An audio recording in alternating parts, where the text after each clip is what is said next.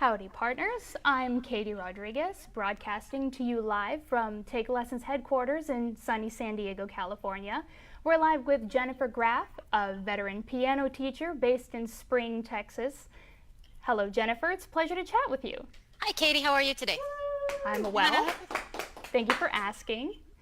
And just a reminder to everyone, these conversations are for you, our partners, so you can hear from teachers just like you what it's like to be on the front lines of teaching and learn all the best tips and techniques for making it in this teaching world, earning a living doing what you love.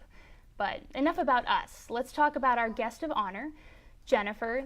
Where do you teach? I teach out of my home studio in Spring, Texas. It's just a little north of Houston. Beautiful. And tell me more about your studio. I teach all my lessons in my home studio. I've got a separate room set aside, the door's closed off, keeps all the distractions away. Nice waiting area outside for the parents. Beautiful. And which subjects do you teach at your studio?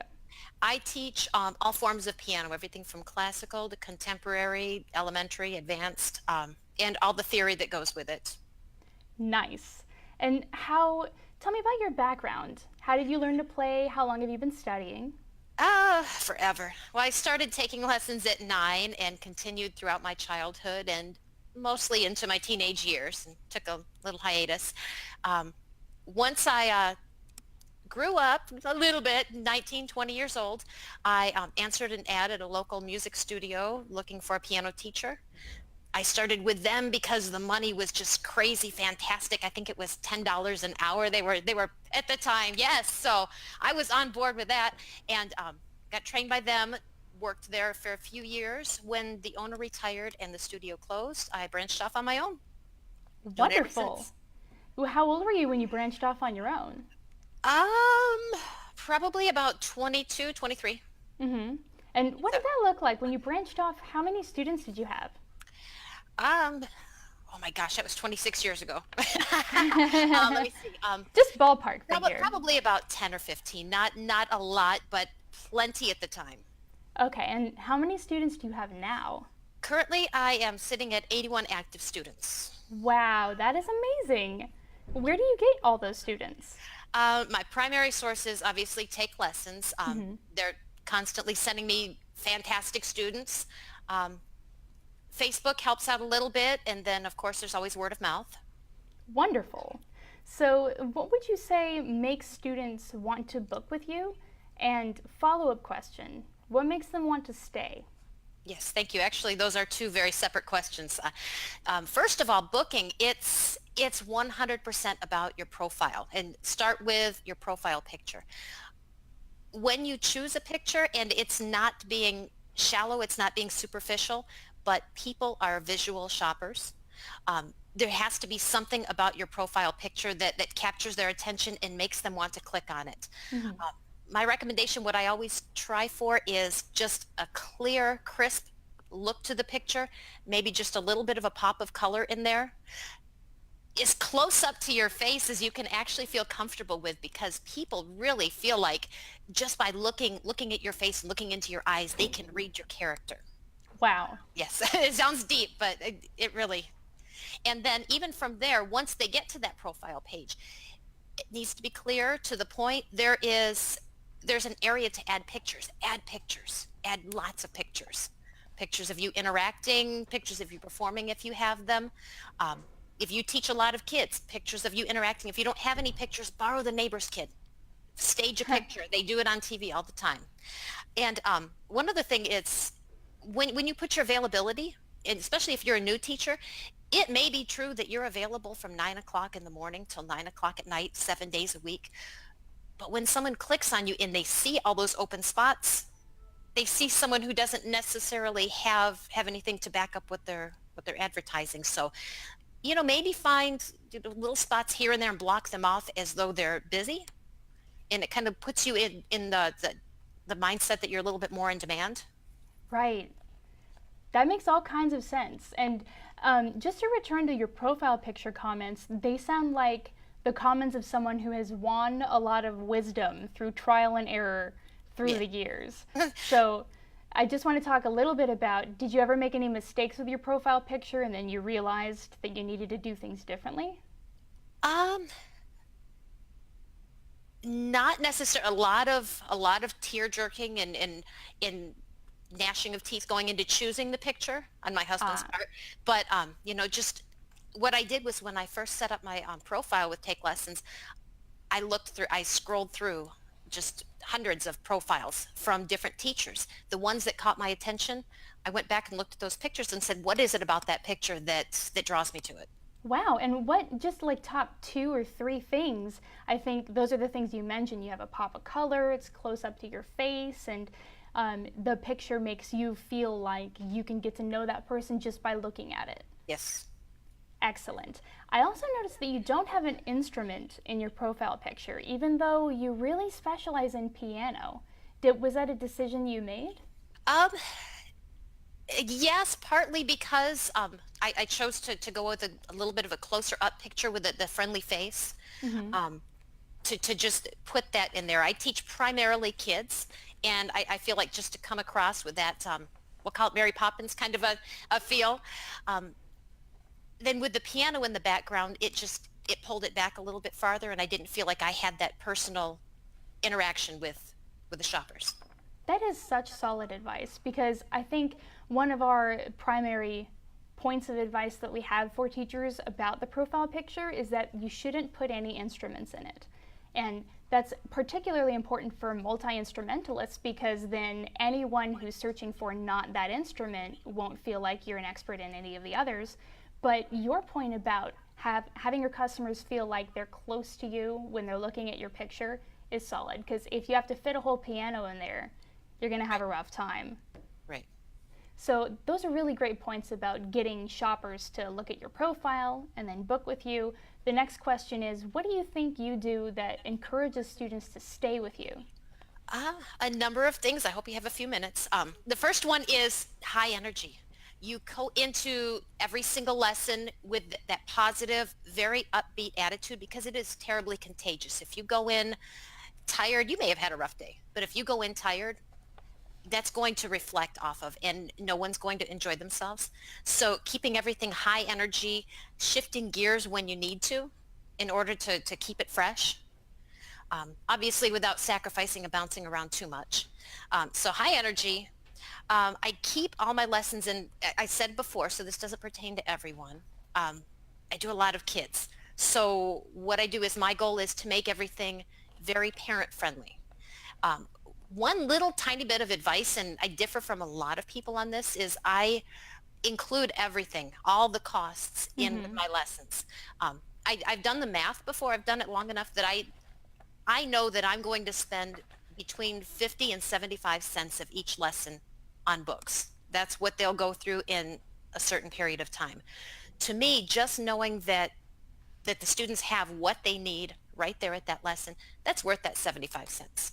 It's worth Wow. it so that the parents don't feel like they're on a scavenger hunt looking for this precise book. They don't need Mm-hmm. to make sure they have $20 cash with them next week. It just makes their job that much easier when they have 2 and 3 kids in 6 different activities. You know, that's a really solid point because I feel that what you've just said is that you have done a lot of homework to make sure that you're covering the cost of all those things in the prices you charge. So Yes. that's work that you do, and it's work that only you can do to figure that out. And you do that, and you figure out how to get those materials for the students so that the parents don't even have to worry about it. And if I had multiple kids and multiple activities, I know that the line item on my budget for lessons includes just having that problem solved. I don't have to worry about any of the details. That's Yes. a great point. And just a quick shout out to Philip, who mentioned that he agrees no instruments and profile pictures. So you have another veteran professional teacher who's on your side on that one. Right. And so you were talking about how you include materials in the cost of your lessons Mhm. and how you have high energy and what other things do you do that keep students on your roster? A few other things. Keep the teaching environment professional. Everything from, like I said, I have my studio. It is part of the house. It's closed off completely separate. I have a white noise machine going in the background A white noise machine. yes, just to buffer any noise that's out of my control, someone outside cutting the grass, kids playing outside. Um, Here in my studio, and another reason I haven't made the jump to online yet is I have a number of tactile aids, hands-on things that I've developed that maybe 30 minutes is too long for this particular child to sit at the piano. But we can learn that same activity in another setting. It takes that stress of performing off of them, and it keeps them comfortable. And then I guess lastly, and not lastly, the most important is I treat my lessons as not necessarily as a job, but as a business, as my business that I own. And that means, I'm not calling off. It means that I'm there to answer those odd questions at odd times. Um, Maintaining flexibility for the families, obviously, but not really affording myself that same flexibility. If I have something pre-planned, different story, I'm not going to never take a vacation, but those last minute cancellations need to be really for emergencies. Or Right. I'm setting up the culture of let's just cancel whenever. And suddenly lessons just aren't taken seriously everywhere, all around. That's a really good point. And I'd just like to pause for a moment and remind anyone watching the live stream that you are more than welcome to post any comments and questions you have in the comments below this feed. We are here to answer anything you have to say and figure out together how we can make more money doing what we love, which for you, Jennifer, is teaching piano out of your home studio. I really love what you just said about how you are flexible for your students, but for yourself, you make sure that you're dependable, where you don't just cancel lessons unless there's a really good reason, because then it would set a precedent that the lessons aren't really that serious or their schedule isn't to be taken seriously. Correct. Yes, I do it 7 days a week right now, which is a little bit excessive. But even the last minute cancellations, and I know I stand alone on this one, but if I can fit you in, I'm going to fit you in. Worded in such a way that you're aware that I'm doing you a favor, perhaps, but Right. but that I'm making that gesture at the same time. Excellent. And would you have any other secrets for success with Take Lessons that you'd like to share? Yes. First of all, be aware of your role versus Take Lessons' role in acquiring students. And I know this is on the website, but just to reinforce, they're there to market us. They'll take care of all the administration details, all the yucky stuff dealing with money and angry customers. But you have to market yourself. We're a team working together, but at the same time a little bit competitively. So you need to give yourself that edge. That is not, they don't take turns passing it out. The clients select the instructor that they want. So you need to make sure that that's you. By keeping your profile fresh, visit it often, look at your competition, see who else is out there, what they have to offer, and see what can I do to make sure I'm comparable or put a little edge to it. Solid point. And real fast, shout out to Murray and Christine who posted comments. Hello, everyone. And to your point about treating it like a business and how you need to market yourself also, we really appreciate you saying that because we do everything we can. Honestly, if we could bring every teacher a student, we would. If we could bring them all the students, we would. But then it wouldn't be a marketplace. Right. So it's important for teachers to do what they can to market themselves. But also about the availability, you made a good point earlier about sometimes you don't want to put all the hours you're available. Yes.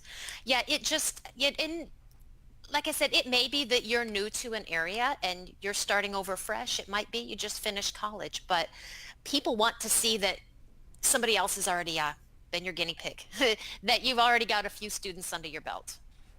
So excellent. And let's get to know a little bit more about your background. Let's say you're at a networking party and someone asks you what you do. You have 10 seconds to respond. What do you say? First up, I'm a grandma and I'm a piano teacher who just loves to renovate old houses. Nice. Kind of sums it all up. That's a pretty good Twitter version of Jennifer. And how did you get started teaching? Yeah, that's a terribly unromantic story. Like I said, I was young, 19 years old, answered an ad in the local paper looking for a piano teacher, and they were offering all the money in the world. So I thought, you know what, let's give this a try, and loved it. It's my thing, and been doing it ever since. So 26 Beautiful. years strong, yes. Well, how did you, let's say, how did you decide you wanted to be a piano teacher instead of just a pianist? Don't like performing. No, not a lot. I get a little bit of nerves, but it's it. This sounds bad for the piano teachers out there. Don't judge me. It's not necessarily about the instrument. It's about bringing each individual person to come to love something that I enjoy and is such a big part of my life. And whatever I do to cultivate that love and that interest, that's what I'm here for. Not necessarily to make everyone the concert, pianist and to be in the symphony. That's not where everyone is headed with it, but everyone should have a wonderful relationship with music. And that's what I bring to it. Beautiful. I honestly don't think there are very many better ways to say what you just said. That's flawless. Thank you. And one of my takeaways is that it's not just the instrument, which is key, I think, for a lot of virtuoso teachers out there who themselves are very gifted but aren't maybe as focused on the student and what they need, which may not necessarily be to grow into a concert pianist of the highest quality. Correct. So there is a place for each type of teacher, and for me, that's just the type that I chose for myself. Wonderful. And I have a question from Philip. He says, I notice you don't teach 45-minute lessons. Does that help you get more students? Probably yes and no. I mean, it definitely turns away a few students who aren't quite looking for an hour, but 30 minutes seems short. But the trade-off is I'm able to keep my schedule booked. And, I can schedule everyone on the 45-minute lesson, but if I have one person, from 5 to 5:45, if they decide to discontinue, then I need to specifically look for another 45-minute lesson to take the place or shift my schedule around. So for me, just to keep it the 30 and 1 hour, it works better for me. How often would you say that people who are at a 30-minute time frame shift into the 60-minute time frame?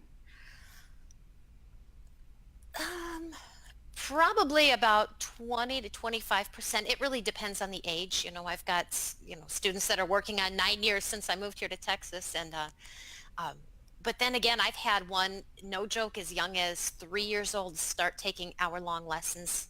And Wow. it worked. It was not an hour at the piano. It was a lot more game. It gave us a lot more downtime in between activities, so that it wasn't work, work, work. It gave her the time to tell me those little stories that 3-year-olds like to tell. So I wouldn't even necessarily say it's about a specific age, more than it is just about that student's comfort. Some people, you just cannot rush them. They're good with 60-minute lessons, and other people are just like one thing after another, get it done. So Do you have any suggestions for teachers to help them move some of those students who could do 60 minutes but maybe don't believe that it's necessary? How do you get those students to move into the longer time frame? well, you could trick them, well, not trick them into it, but save the fun things for the end and say, oh, if we had a little bit more time, we could have done this or that. Ooh. But perhaps even more honestly than that, if I had a block of time, let's say I had a cancellation either before or after, I would invite them, on my dime to stay for an extended lesson. Tell them I want to see what they think about it. Give them that sample before you buy it, kind of a feel. So that the way they can see that I'm offering something. It's not about getting more of their money. It's about what's going to give them the best experience. Wonderful. And I wanted to thank you very much for everything that you've said so far. In particular, some of your most powerful comments were about what teaching piano is to you. And I'd like to bring up a comment from Christine on this feed right now where she mentioned sometimes it's more than teaching music, it's more about teaching. Oh, absolutely. What would you say in that regard? Um, I would say yes. Yeah, you're right on. I mean, not at, we talked about it, not everyone is going to come away from lessons being that virtuoso. Sorry, my words are escaping me, but that's okay. It, there is something. I've had, no joke, I've had a couple of little ones that going on almost 3 years, and finally that little light bulb comes on. Everyone is 100% capable of learning whatever they want to. We just got to hang out there as long as they're not being drug into lessons miserable and hating it. We just have to hang out and wait. Don't rush it. Just let it happen when it does. Every time we give a student, adults and kids, a chance to have a very comfortable, at their pace learning environment, the more we increase their chances for success in other areas because they can see themselves how they respond and how they learn. Beautiful. And I can understand how that's translatable not just to music but to literally anything in life. Agreed. So, do you mind if we share your earnings this year? Not at all. Go ahead. So last time I checked, which was a couple days ago, this figure may be larger. For 2018, you were at $29,454 with 946 lessons completed. Bravo. Thank you. Thank you. And what's your secret to earning that much? We talked about the consistency, consistency with the flexibility. And again, I'm going to get some flack from this, but as far as setting up a practice schedule with a family, we're not talking about the grown-ups, but I guess it would pertain. I'm not going to put you on a 30 minutes, 4 times a week practice schedule. You might hit that piano once or twice during the week, but a couple of things. First of all, you're going to get really good at sight reading because every time you practice, it's when I'm sitting next to you. But I do a couple of recitals a year, and those are really good for encouraging extra practice at home. So what I need to do is I need to make sure that I stay humble in realizing that to me, this is my everything. But to little Joe over there, it's one part of his life. It's one dynamic of their entire family. So I need to keep myself in perspective, have pride in what I do, but keep the perspective that I need to be able to fit in with what they're doing. As long as they're comfortable with us taking a little bit longer to get there, then I'm all right with it. That's wonderful. And I can see how even if you don't say those precise words out loud to every parent, probably that attitude translates through everything you do, all the way down to the fact that you include the price of books in the cost of your lessons. That's almost a tacit statement that you realize it's important that they not have to worry about any details while they're there. Yes. In fact, I have a coffee and water station set up outside the room. They can just sit back and just enjoy themselves while the kids are in there. So that's amazing. So I may just stop by. Like I said, it's come to the point, over a number of years where you look at it differently. If you look at it as a job, first of all, you're going to have those days when you're resentful. It's hard to drag yourself into, 2 rooms away. But when you put your brand, when you put your name on that and advertise it, all of a sudden you realize you need to step up your game. So well said. With age comes wisdom, right?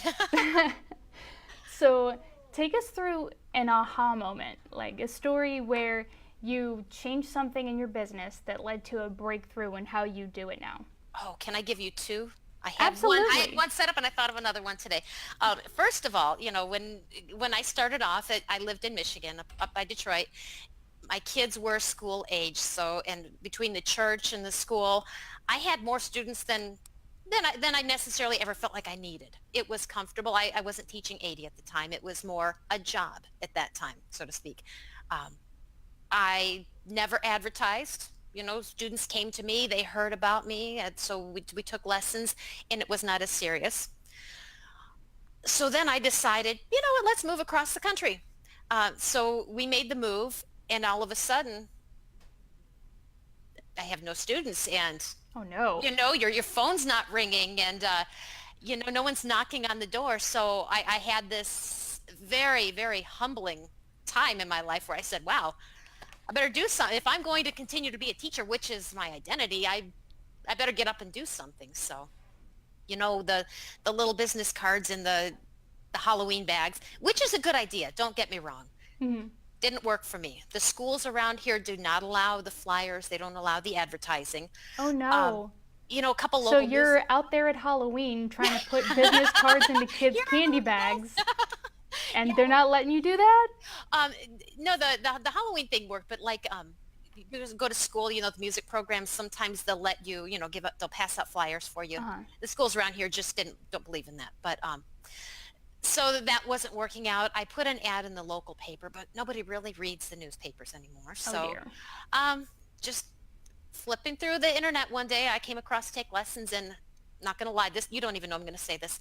I was super skeptical.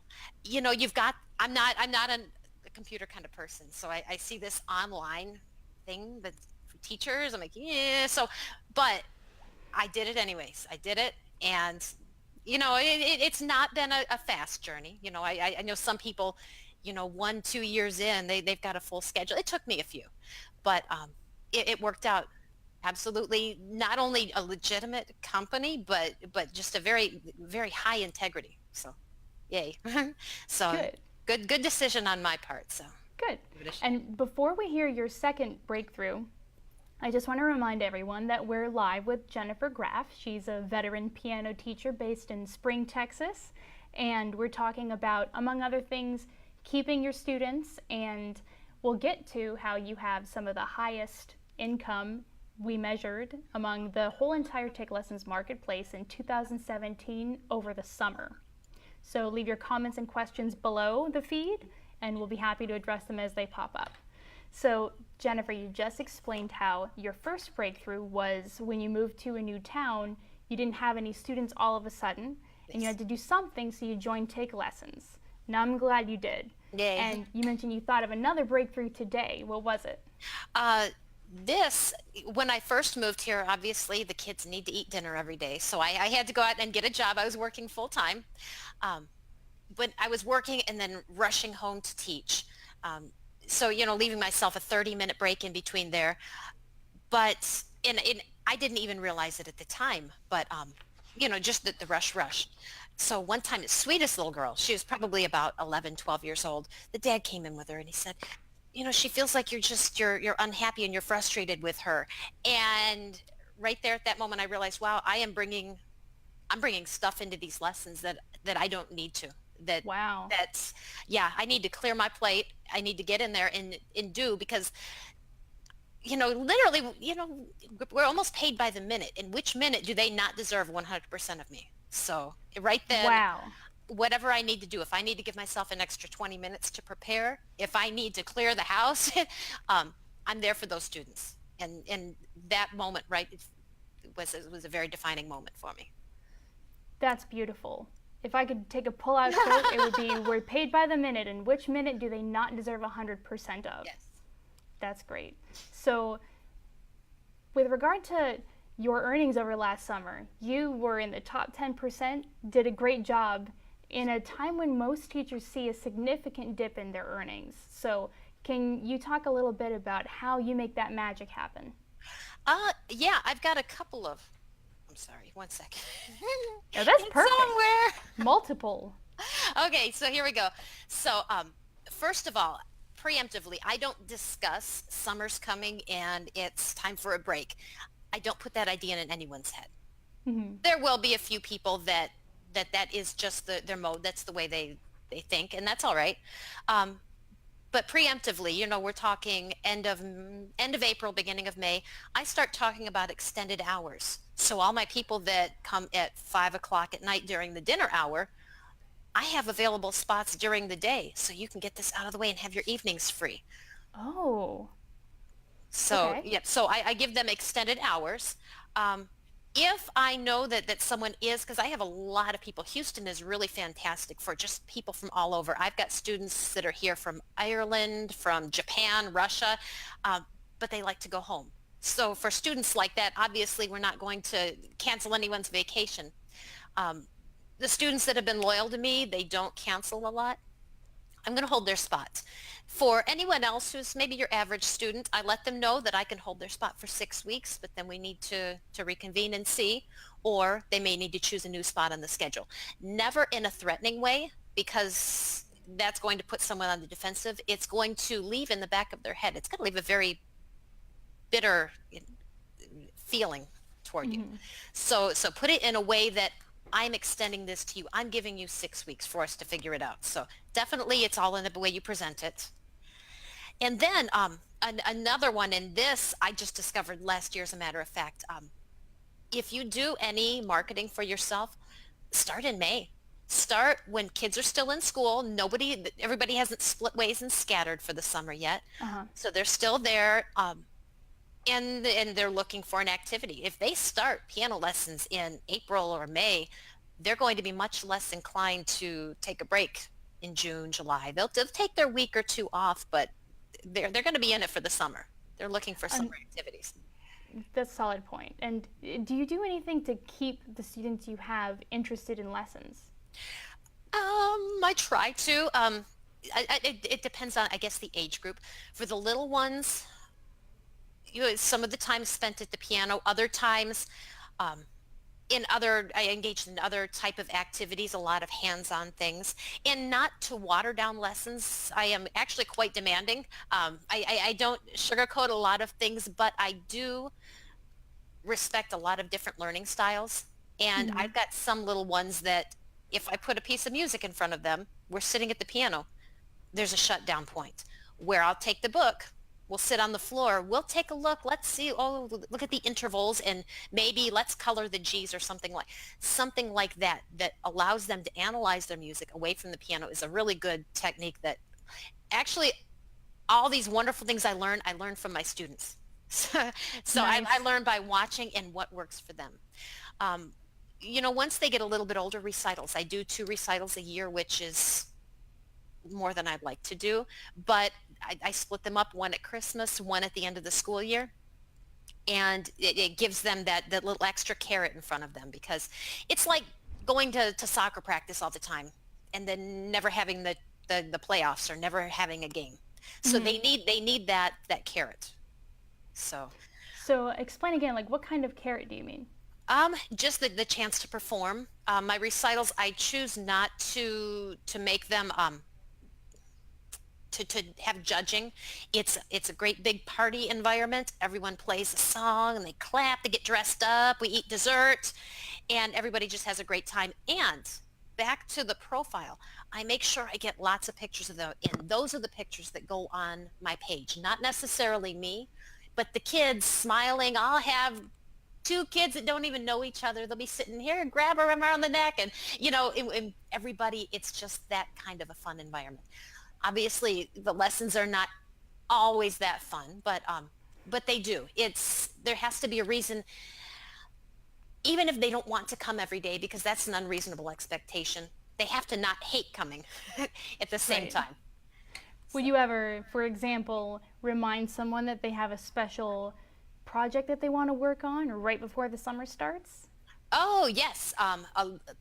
Little kids, not so much, but the older ones, they've worked on their recital song. They just come off of this. And a lot of times what I'll find is once they get to middle school and such, they'll hear this person over here play a song and they'll be, ooh, I want to learn that. Ooh.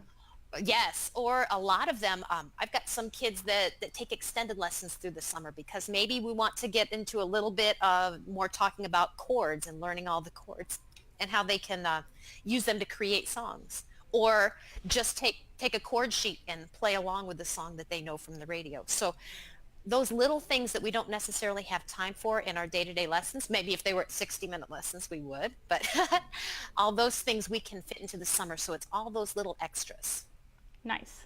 So I hear that you have special techniques with individual students to motivate them to keep taking lessons specifically over the summer. and you've got special hours for parents who have different schedules given that school is out, and you stay flexible with students and pay attention to what they need so that they're interested. Sounds like you have very many bases covered, and probably that's why you have students who've been with you for 9 years since you moved to a new town, which completely explains one of the reasons why you have such high earnings over the summer when most people see a dip. Yes, it's and most of my success has been through TakeLessons, but I guess I ask you to not see it as though they've sent me, 60 new students this year. Over my lifetime of, I think, correct me if I'm wrong, I think maybe 2011 I started, 2011, 2012. Over a period of time, they've sent me some students that did their 10 lessons and then that was enough. But you hold on to a few each time, and you hold on to a few. So over the course of 7 years, this is what I've been able to hold on to. So retention is absolutely key to it. And besides, it makes a better recital if everybody is a beginner. Oh. That's true. Yes. Quick shout out to Christine, who mentioned that adaptive learning is a must for all teachers no matter what subject. Yes. Yes, and there are so many different learning styles, and to be able to capture and identify each one, and you got to do it on the fly too. You can't have an interview with a 6-year-old about how they best learn. You need to try different things, but don't be afraid to shift gears when that's not working. Well, let's move on. So absolutely, Christine, I believe. And also to Murray, who wants to know where you do recitals. I have one of my students actually has a church that they graciously let us use. So they've got this set up there. They've got the baby grand piano up on the stage.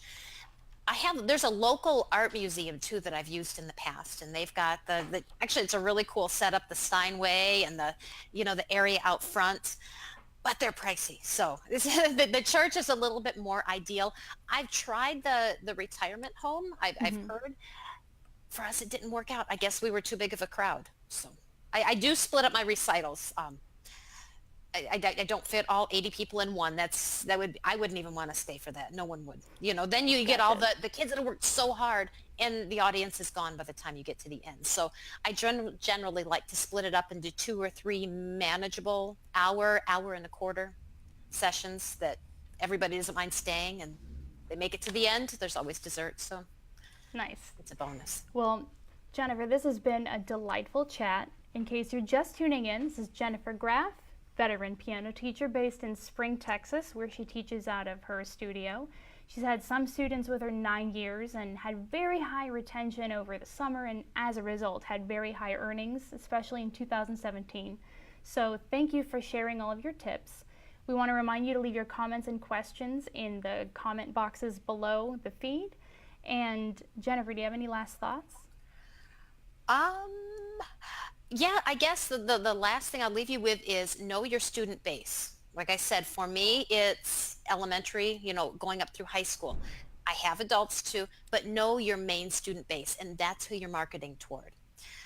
If you're a guitar teacher and you like the teenagers, all those tips I gave you about the profile picture, they're going to be totally irrelevant to you. Know your base, know the type of student that you're trying to attract, and start flipping through magazines, start looking at pictures, look at ads, and see what captures you and what kind of a mood that you want to give off, because it sounds so superficial, but your profile picture is just the key to getting noticed. It really is.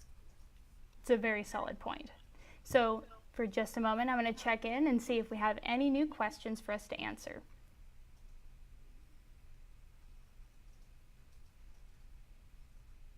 I don't think so. I don't think we do. Any new questions, Mary? No questions. Thank you so much, Jennifer. All right, thank you. This has been a delight, and we really appreciate all of your insights. And I hope you have a wonderful day. And to everyone watching, thank you for being you and for helping us be who we are. Thank you. Bye-bye.